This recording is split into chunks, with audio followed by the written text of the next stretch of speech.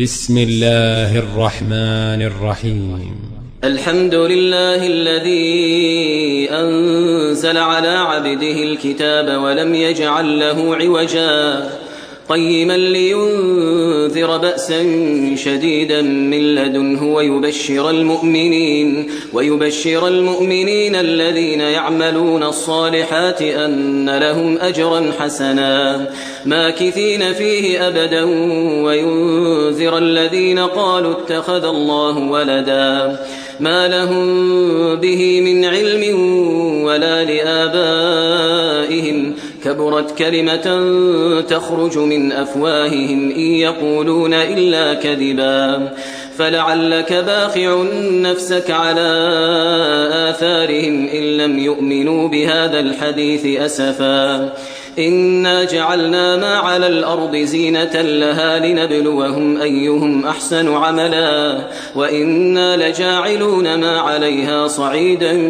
جرزا أم حسبت أن أصحاب الكهف والرقيم كانوا من آياتنا عجبا إذ أوى الفتية إلى الكهف فقالوا ربنا آتنا من لدنك رحمة وهيئ لنا من أمرنا رشدا فضربنا على آذانهم في الكهف سنين عددا ثم بعثناهم لنعلم أي الحزبين أحصى لما لبثوا أمدا نحن نقص عليك نبأهم بالحق إنهم فتية آمنوا بربهم وزدناهم هدى وربطنا على قلوبهم إذ قاموا فقالوا ربنا رب السماوات والأرض لن ندعو من دونه إلها لقد قلنا إذا شططا هؤلاء قومنا اتخذوا من دونه آلهة لولا يأتون عليهم بسلطان بين فمن أظلم ممن افترى على الله كذبا وإذ اعتزلتموهم وما يعبدون إلا الله فأووا إلى الكهف ينشر لكم ربكم من رحمته ويهيئ لكم من أمركم مرفقا وترى الشمس إذا طلعت تزاور عن كهفهم ذات اليمين وإذا غربت تقرضهم ذات الشمال وهم في فجوة منه ذلك من آيات الله من يهد الله فهو المهتد ومن يضلل فلن تجد له وليا مرشدا وتحسبهم أيقاظا وهم رقود ونقلبهم ذات اليمين وذات الشمال وكلبهم باسط ذراعيه بالوصيد لو اطلعت عليهم لوليت منهم فرارا ولملئت منهم رعبا وكذلك بعثناهم ليتساءلوا بينهم قال قائل منهم كم لبثتم قالوا لبثنا يوما أو بعض يوم قالوا ربكم أعلم بما لبثتم فابعثوا أحدكم بورقكم هذه إلى المدينة فلينظر أيها أزكى طعاما فليأتكم برزق منه وليتلطف ولا يشعرن بكم أحدا إنهم إن يظهروا عليكم يرجموكم أو يعيدوكم في ملتهم ولن تفلحوا إذن أبدا وكذلك أعثرنا عليهم ليعلموا أن وعد الله حق وأن الساعة لا ريب فيها إذ يتنازعون بينهم أمرهم فقالوا ابنوا عليهم بنيانا ربهم أعلم بهم قال الذين غلبوا على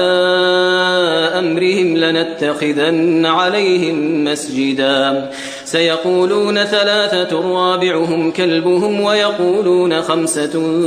سادسهم كلبهم رجما بالغيب ويقولون سبعة وثامنهم كلبهم قل ربي أعلم بعدتهم ما يعلمهم إلا قليل فلا تمار فيهم إلا مراء ظاهرا ولا تستفت فيهم منهم أحدا ولا تقولن لشيء إني فاعل ذلك غدا إلا أن يشاء الله واذكر ربك إذا نسيت وقل عسى أن يهديني ربي لأقرب من هذا رشدا ولبثوا في كهفهم 300 سنين وازدادوا 9 قل الله أعلم بما لبثوا له غيب السماوات والأرض أبصر به وأسمع ما لهم من دونه من ولي ولا يشرك في حكمه أحدا واتل ما أوحي إليك من كتاب ربك لا مبدل لكلماته ولن تجد من دونه ملتحدا واصبر نفسك مع الذين يدعون ربهم بالغداة والعشي يريدون وجهه ولا تعد عيناك عنهم تريد زينة الحياة الدنيا ولا تطع من أغفلنا قلبه عن ذكرنا واتبع هواه وكان أمره فرطا وقل الحق من ربكم فمن شاء فليؤمن ومن شاء فليكفر إنا أعتدنا للظالمين نارا أحاط بهم سرادقها وإن يستغيثوا يغاثوا بماء كالمهل يشوي الوجوه بئس الشراب وساءت مرتفقا إن الذين آمنوا وعملوا الصالحات إنا لا نضيع أجر من أحسن عملا أولئك لهم جنات عدن تجري من تحتهم الأنهار يحلون فيها من أساور من ذهب ويلبسون ثيابا خضرا من سندس واستبرق متكئين فيها على الأرائك نعم الثواب وحسنت مرتفقا واضرب لهم مثل الرجلين جعلنا لأحدهما جنتين من أعناب وحففناهما بنخل وجعلنا بينهما زرعا كلتا الجنتين آتت أكلها ولم تظلم منه شيئا وفجرنا خلالهما نهرا وكان له ثمر فقال لصاحبه وهو يحاوره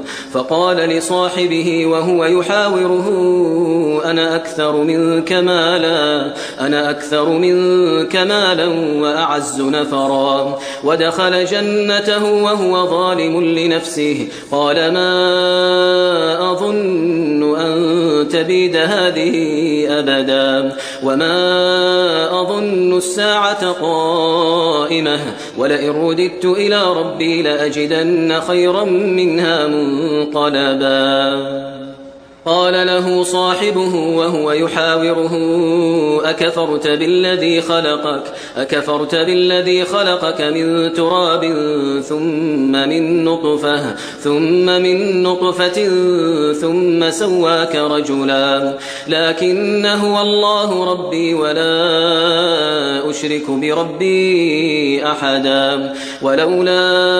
إذ دخلت جنتك قلت ما شاء الله لا قوة إلا بالله إن ترني أنا أقل منك مالا وولدا فعسى ربي أن يؤتيني خيرا من جنتك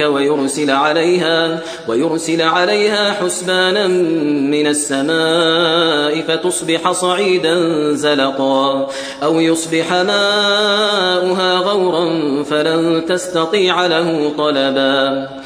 وأحيط بثمره فأصبح يقلب كفيه على ما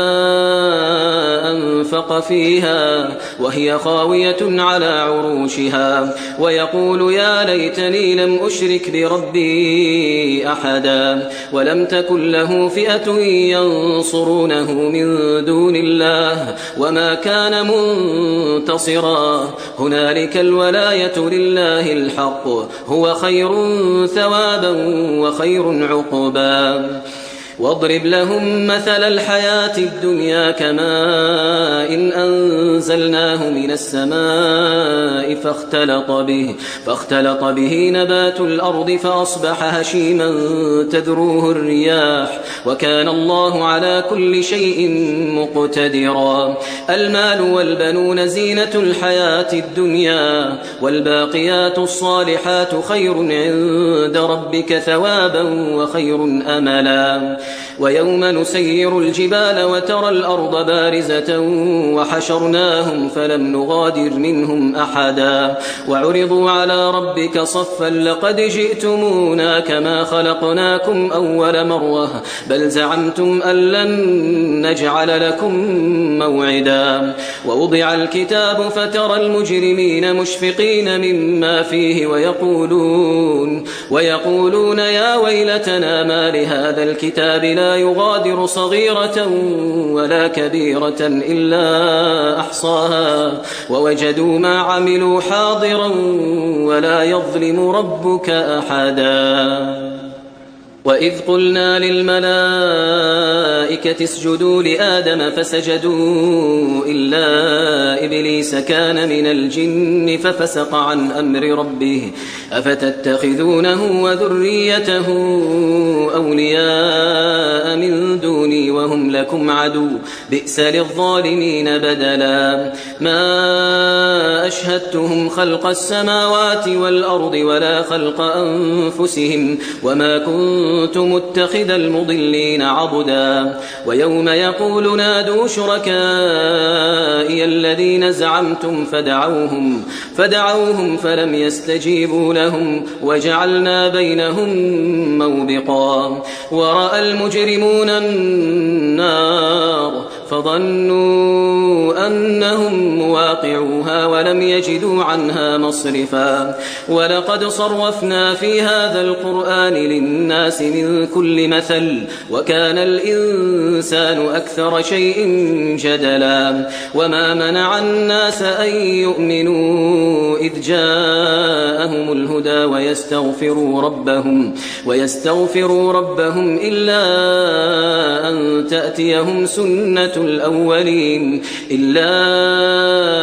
تأتيهم سنة الأولين أو يأتيهم العذاب قبلا. وما نرسل المرسلين إلا مبشرين ومنذرين ويجادل الذين كفروا بالباطل ليدحضوا به الحق واتخذوا آياتي وما أنذروا هزوا. ومن أظلم ممن ذكر بآيات ربه فأعرض عنها ونسي ما قدمت يداه إنا جعلنا على قلوبهم أكنة أن يفقهوه وفي آذانهم وقرا وإن تدعوهم إلى الهدى فلن يهتدوا إذن أبدا. وربك الغفور ذو الرحمة لو يؤاخذهم بما كسبوا لعجل لهم العذاب بل لهم موعد لن يجدوا من دونه موئلا. وتلك القرى أهلكناهم لما ظلموا وجعلنا لمهلكهم موعدا. وإذ قال موسى لفتاه لا أبرح حتى أبلغ مجمع البحرين أو أمضي حقبا فلما بلغا مجمع بينهما نسيا حوتهما فاتخذ سبيله في البحر سربا. فلما جاوزا قال لفتاه آتنا غداءنا لقد لقينا من سفرنا هذا نصبا. قال أرأيت إذ أوينا إلى الصخرة فإني نسيت الحوت وما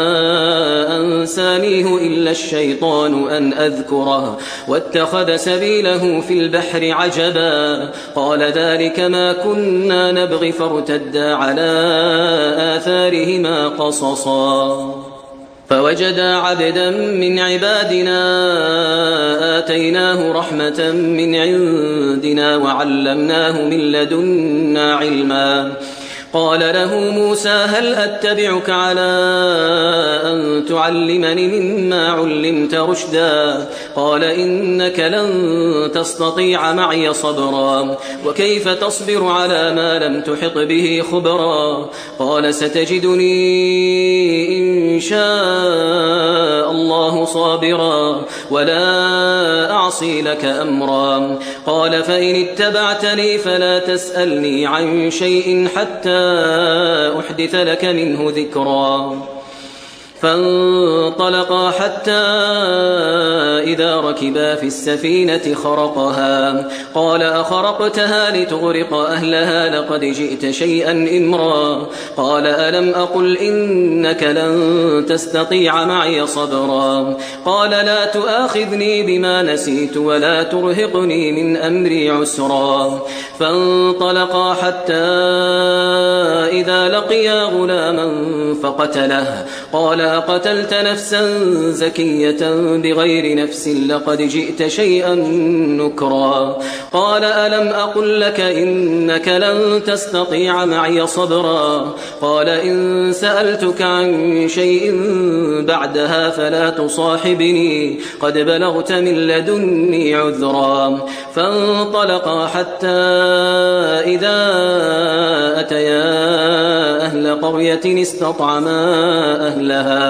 فأبوا أن يضيفوهما فوجدا فيها جدارا يريد أن ينقض فأقامه قال لو شئت لاتخذت عليه أجرا قال هذا فراق بيني وبينك سأنبئك بتأويل ما لم تستطع عليه صبرا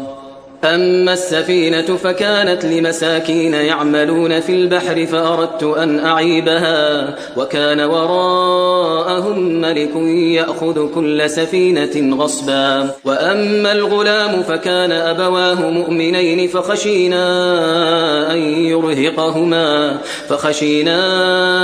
أن يرهقهما طغيانا وكفرا فأردنا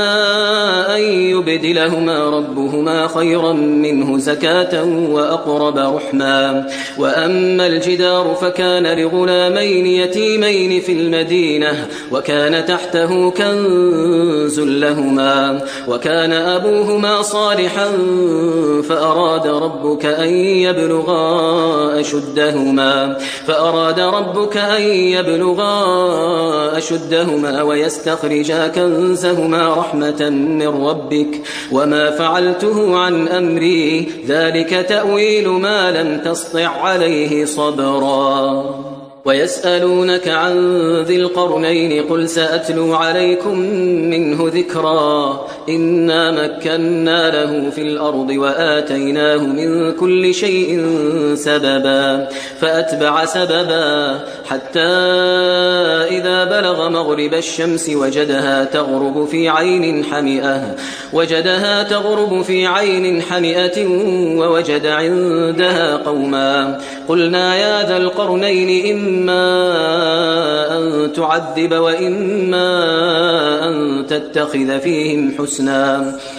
قال أما من ظلم فسوف نعذبه ثم يرد إلى ربه فيعذبه عذابا نكرا وأما من آمن وعمل صالحا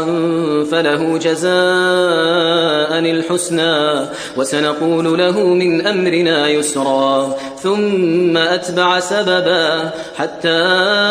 إذا بلغ مطلع الشمس وجدها تطلع على قوم لم نجعل لهم من دونها سترا كذلك وقد أحطنا بما لديه خبرا ثم أتبع سببا حتى إذا بلغ بين السدين وجد من دونهما قوما لا يكادون يفقهون قولا قالوا يا ذا القرنين إن يأجوج ومأجوج مفسدون في الأرض فهل نجعل لك خرجا على أن تجعل بيننا وبينهم سدا قال ما مكني فيه ربي خير فأعينوني بقوة أجعل بينكم وبينهم ردما آتوني زبر الحديد حتى إذا ساوى بين الصدفين قال انفخوا حتى حتى إذا جعله نارا قال آتوني أفرغ عليه قطرا فما استطاعوا أن يظهروه وما استطاعوا له نقبا قال هذا رحمة من ربي فإذا جاء وعد ربي جعله دكاء وكان وعد ربي حقا وتركنا بعضهم يومئذ يموج في بعض ونفخ في الصور فجمعناهم جمعا وعرضنا جهنم يومئذ للكافرين عرضا الذين كانت أعينهم في غطاء عن ذكري وكانوا لا يستطيعون سمعا أفحسب الذين كفروا أن يتخذوا عبادي من دوني أولياء إنا أعتدنا جهنم للكافرين نزلا قل هل ننبئكم بالأخسرين أعمالا الذين ضل سعيهم في الحياة الدنيا وهم يحسبون أنهم يحسنون صنعا أولئك الذين كفروا بآيات ربهم ولقائه فحبطت أعمالهم فلا نقيم لهم يوم القيامة وزنا ذلك جزاؤهم جهنم بما كفروا واتخذوا آياتي ورسلي هزوا إن الذين آمنوا وعملوا الصالحات كانت لهم جنات الفردوس نزلا خالدين فيها لا يبغون عنها حولا قل لو كان البحر مدادا لكلمات ربي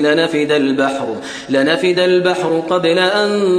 تنفد كلمات ربي ولو جئنا بمثله مددا قل إنما أنا بشر مثلكم يوحى إلي أنما إلهكم إله واحد فمن كان يرجو لقاء ربه فليعمل عملا صالحا ولا يشرك بعبادة ربه أحدا